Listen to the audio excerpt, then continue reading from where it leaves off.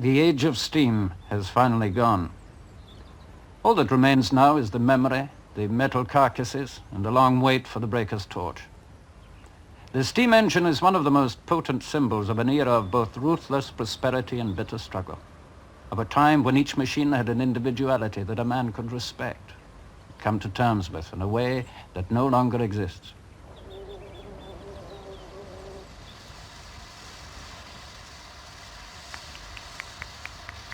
In 1923, Sir Nigel Gresley's new A3 class Pacific locomotive Flying Scotsman was a part of this tradition.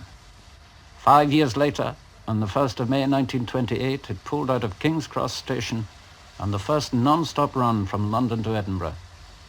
In 1934, it was the first steam locomotive to reach 100 miles an hour. And by then, the name Flying Scotsman had acquired a special glamour it has never really lost. After 2 million miles of service, Flying Scotsman made its last run for British Railways in 1963. It was bought the same year by businessman Alan Pegler. He restored it to its former LNER glory and has run it ever since on steam excursions for railway clubs and societies. My enthusiasm for railways doesn't... Pegler's railway enthusiasm has become a way of life. His dream of repeating the non-stop run exactly 40 years later, on the 1st of May 1968, is now a reality. To do it has cost him both time and money. I was lucky enough to have a family business to go into, or I thought I was lucky enough to at the time. And of course, having spent most of my younger life being prepared to run this business, which I did, eventually became chairman and managing director, the business befell the fate that befalls so many others and got taken over. But the only good thing about that was that it just so happened that the takeover occurred about a year after I'd bought the Flying Scotsman locomotive. So I had the decision to take whether to decide to go on working for somebody else or another company, or to opt out and do something entirely new. And I decided to opt out and do something entirely new, which meant that I'd got the time to devote to running all these curious activities which are terribly time-consuming. One could not possibly, I think, do the sort of things that I've been doing in the last year or two unless one was able to do that and nothing else.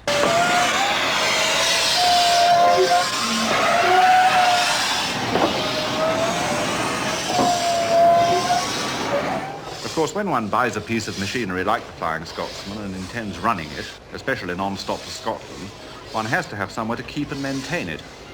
At the time, one had to look around with an eye to the future, and one found that Doncaster was one of the few locomotive depots left that could cope with this kind of work. It was near the family business, and of course the Flying Scotsman itself was built here, so back here she came. One simply pays the rent and all the bills, and British Railways do the rest.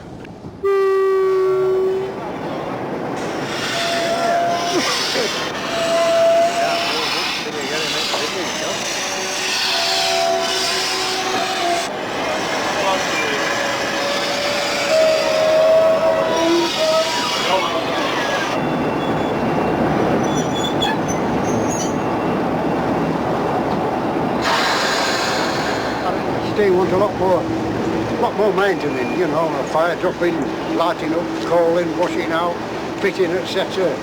You know, I think... I'm lucky enough to have the services of a number of retired railwaymen who keep her looking the way she should look.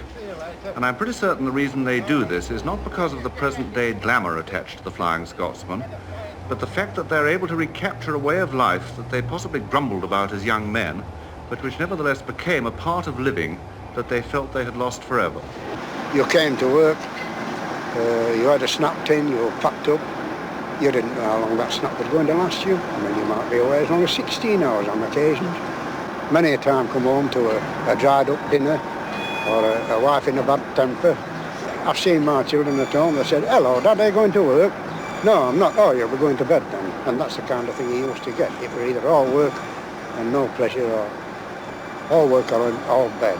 That's how it used to be. There's none of that nowadays, I don't suppose.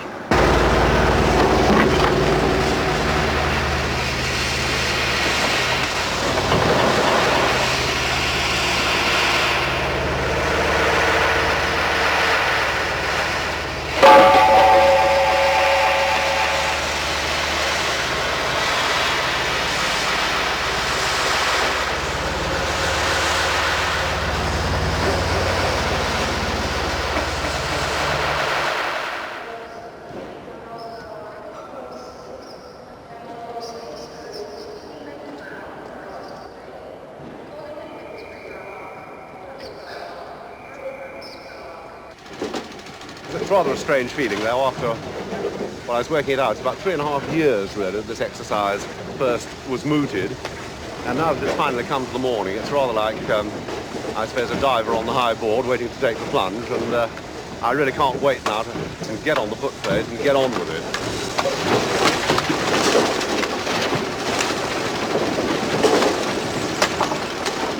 How much do you think we've got on there now? By the look of it? 9 ton 15. 9.5, We've got that, 9.15. we'll be well away, won't we? Should be ample all the way through. Yeah. Yes.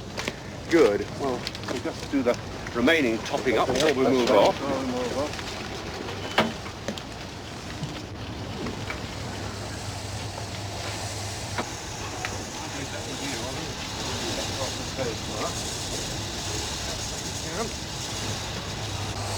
She's burnt all that coal coming up light. She's burnt a lot, hasn't she? She's burnt a bit, yeah. Right.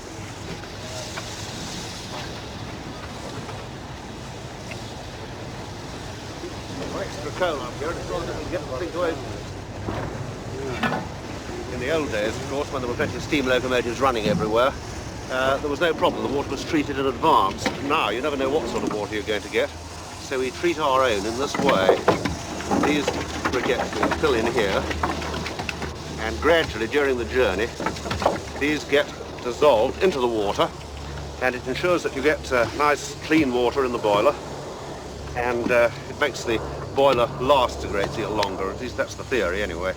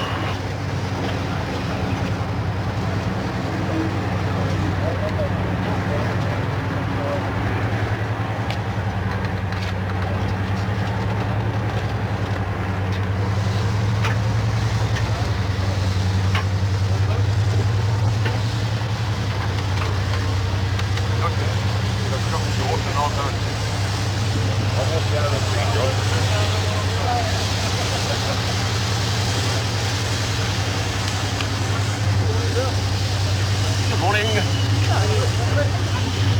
Bob, here's your favour.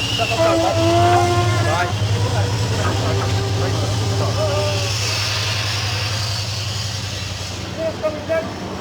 We're going to stop in.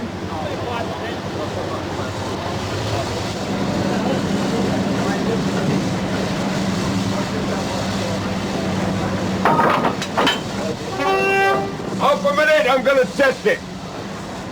Half a minute.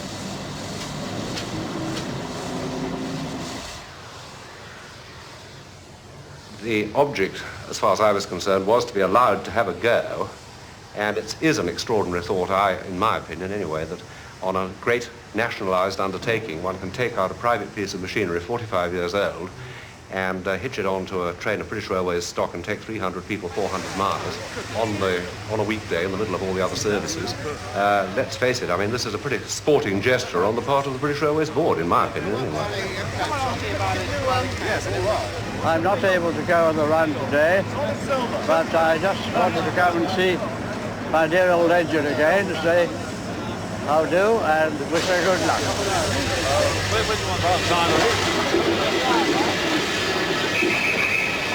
Right away.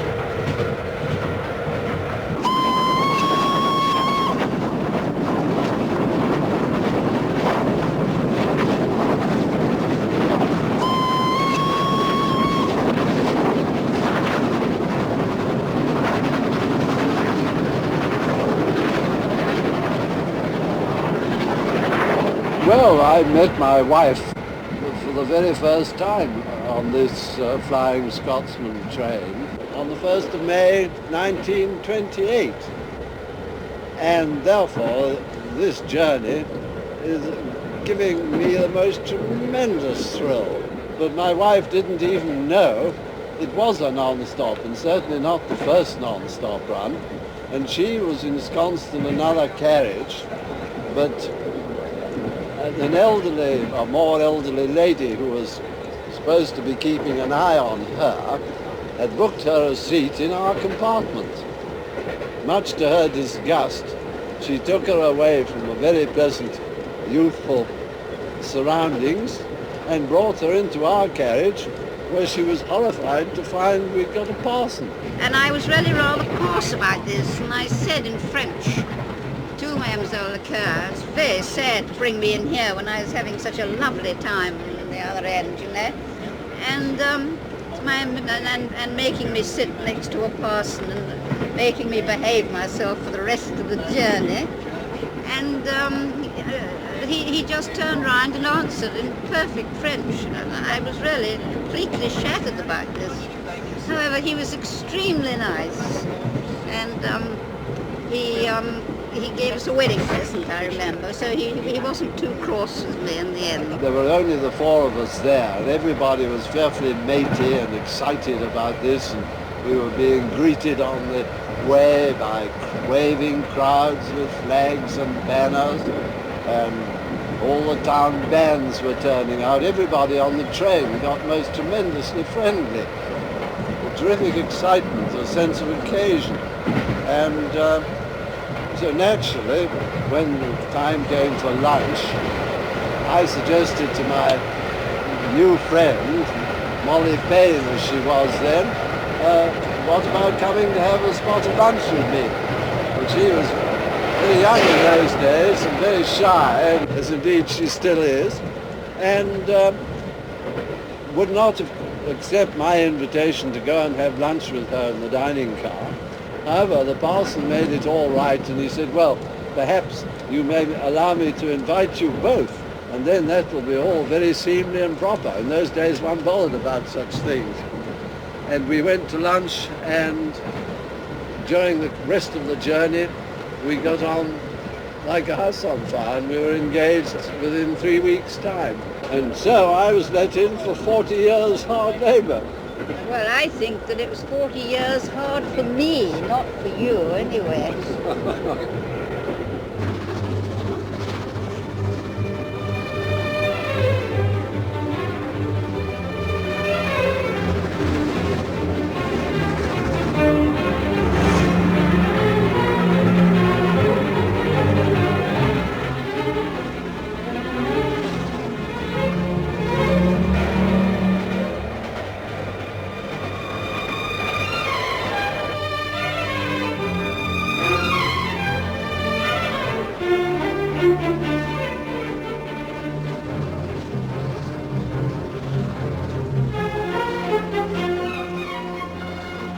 Why on earth is a long journey behind a steam locomotive? It's so nice for some people, for me certainly, and to other people it's perfectly horrible. I mean, It's the smell, familiar smell of smoke and the beat of the engine and the feeling that you're being pulled not by a mechanical box on wheels, but by something pulsing and alive. it's an aesthetic experience. It's a good railway journey by a steam train. A good journey by an electric train is a nice experience. And any journey by train, as long as you can't smell diesel exhaust too much, but a good journey by steam, it's a realized work of art.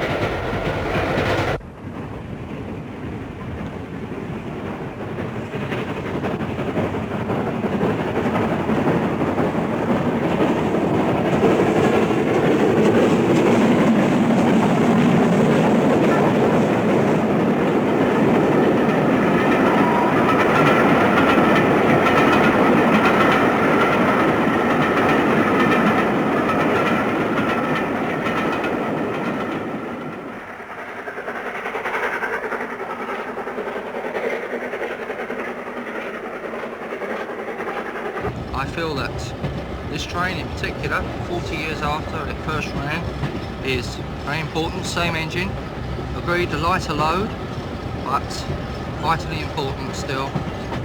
The railway services in this country have been cut back more and more, and to be able to show that a good old steam train can still do it, I think will make us very proud.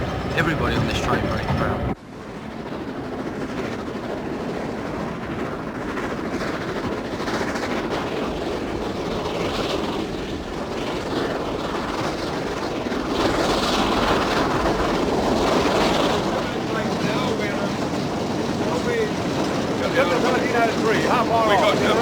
We got 49, 11 and 3, 14, we're 14 miles.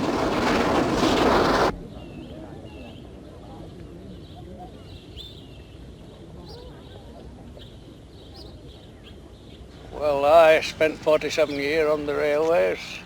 Yes. And it's a big change from my days to what it is today. And that's what I've come for today, because I think I'm approaching 80. And I think it'll be last time I shall see a steam engine.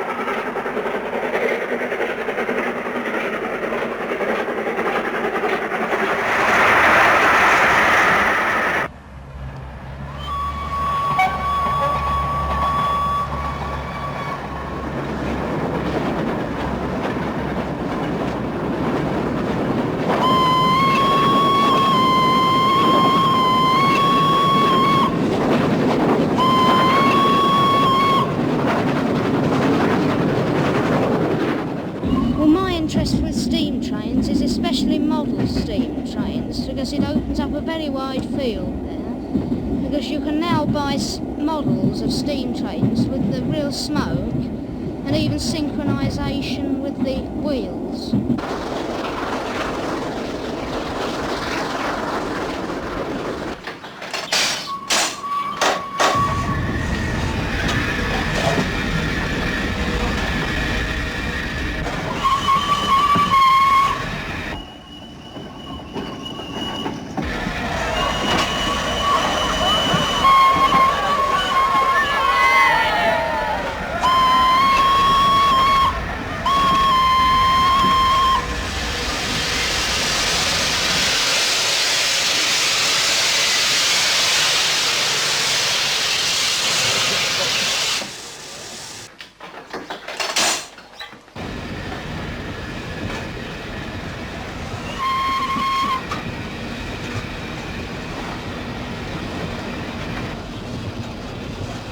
Well, that's one of the typical sort of dodgy things that you can't legislate for. Apparently a broken rail being replaced, and nothing you can do about it. We go literally down to walking pace, but quite literally the wheels did just keep turning, so we can still honestly say we haven't stopped. But it's a damn sight too near for comfort.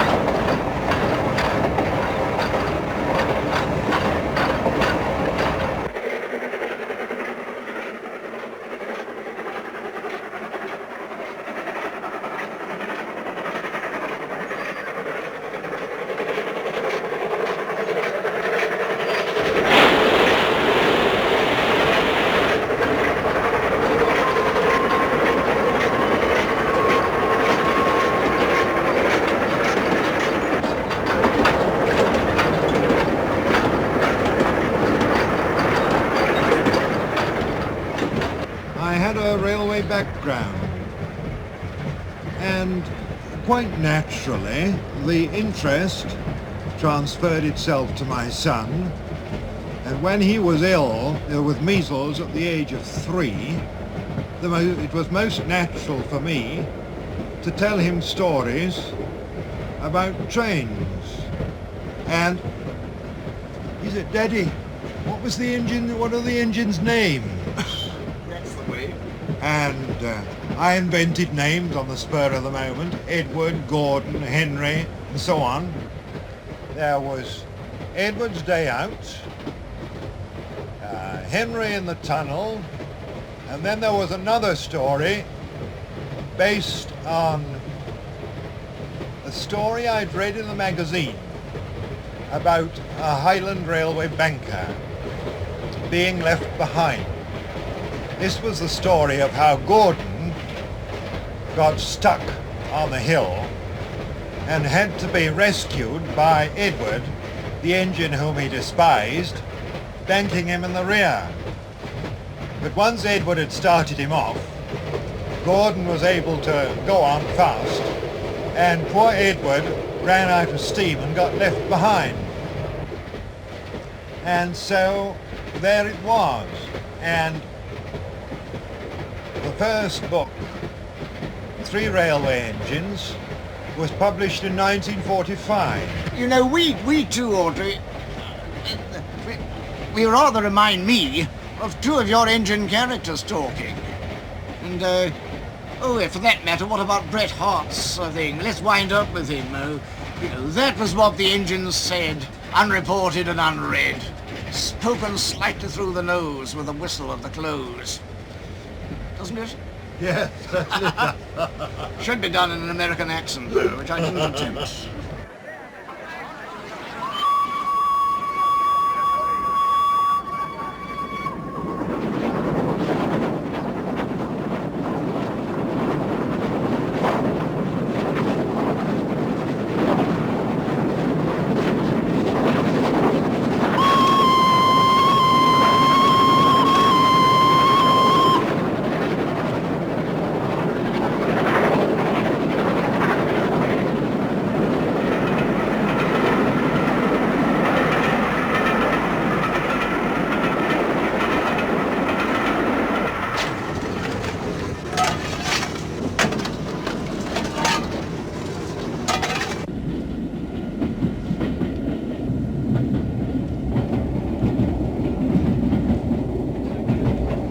D3577. Just come past. 77. Thank you.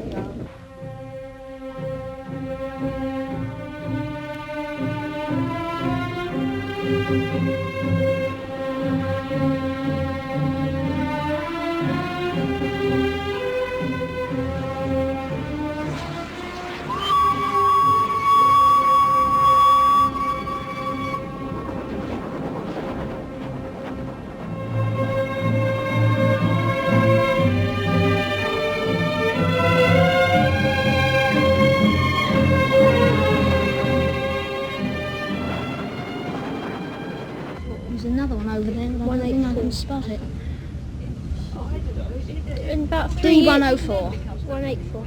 Is it? Oh yeah. About 3 years ago I started collecting the numbers, or simply then for something to do while I was watching the trains. But then I sort of got hooked on it, and well, when you get near to completing a class, well, you want to carry on and try and complete it.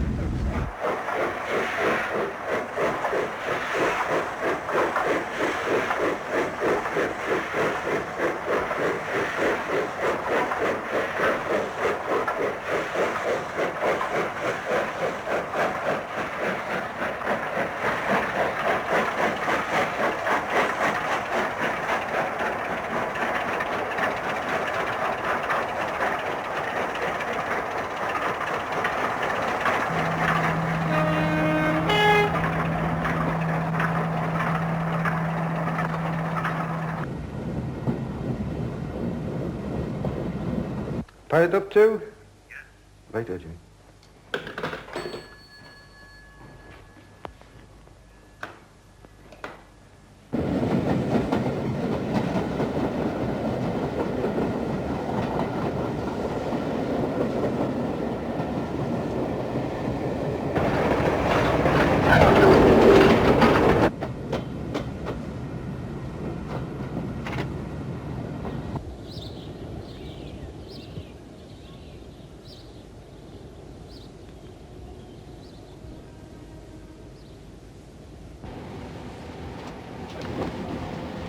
Well, this is the highly dodgy situation that I hoped we were not going to find ourselves in, that we are now in. We've had 2 rather poor pickups of water and only 1 good one out of 3. And it's really a question now as to whether to take the water that we have got laid on in reserve at Berwick-on-Tweed, or whether to take a calculated risk, I suppose is the term, and carry on beyond the point of no return and try and make Edinburgh. Now, this sort of decision is not mine. I'm not a professional railwayman. I'm merely an enthusiast, and obviously my inclination would be to press on and have a go.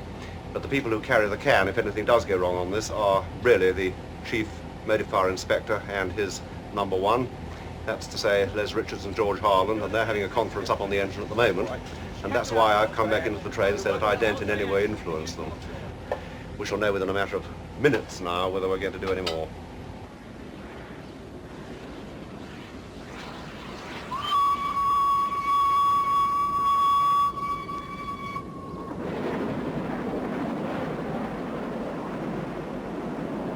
Inspector Richards and myself have considered that with 3,000 gallons of water we have sufficient to take us to Edinburgh.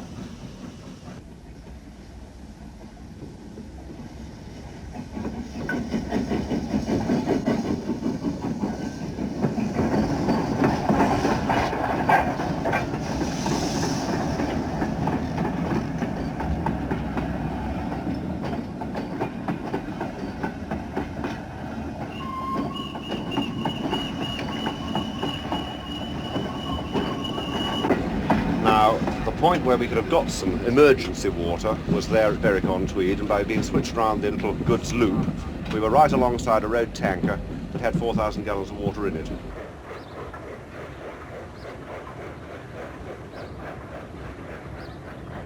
I don't know how much we've got on board, but my guess would be, with the mileage we've got to do, we've probably got about 2,500 to 3,000 gallons. I don't know. You look But very, I will go in a minute and find out, because I don't know. you looked very cool when we nearly came to a stop outside Berwick. Well, I think must have been a very emotional moment. It's for you. absolutely fatal to do this sort of exercise if one's going to do one's nut every time anything goes wrong, because I mean, one knows from experience. I have been lucky enough to be able to do this kind of run, not this drama, but this sort of run many times over the last 5 years, and it's rather the exception if things do go completely without a hitch. They do sometimes go completely without a hitch, but usually there's a difficult decision somewhere or other to be taken about something or other. You are aware, presumably, that there are 1,800 pints of beer on board? Well, that would be a great help, of course, and great comfort. we might be very glad of that. I'm glad you mentioned that. And I think she'd probably run very well on light ale.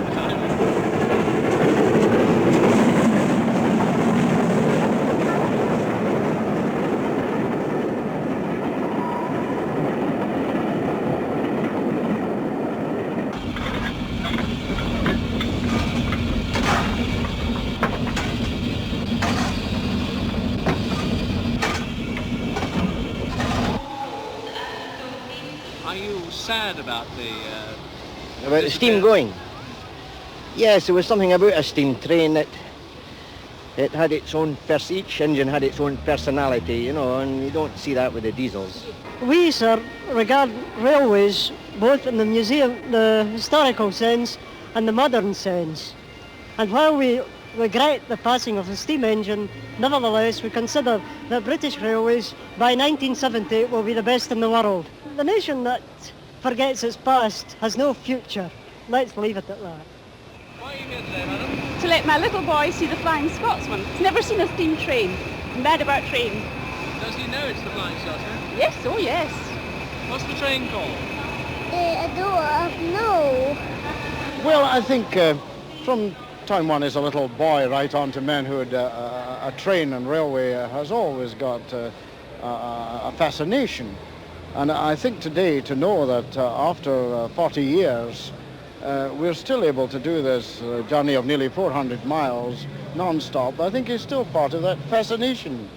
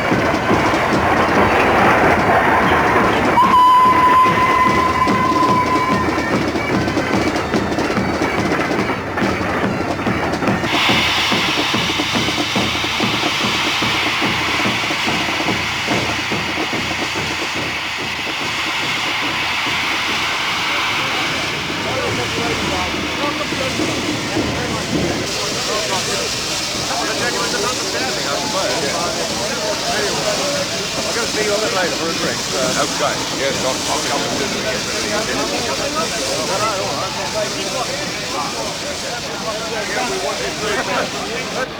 Very delighted to have got here non-stop. That was the main object of the exercise, to do it without stopping, and although we had one or two very, very close calls, got down to walking speed once or twice, we did in fact achieve it without stopping at all. And I think we got here just about 30 minutes inside the old 1928 timing. Admittedly with a lighter load, but anyway, it's pretty good, I think, with an engine now 45 years old. When she did it 40 years ago, she was a youngster, and now she's not as young as she was. Done well over 2 million miles, and I think to have done that run after all those years is really quite an achievement.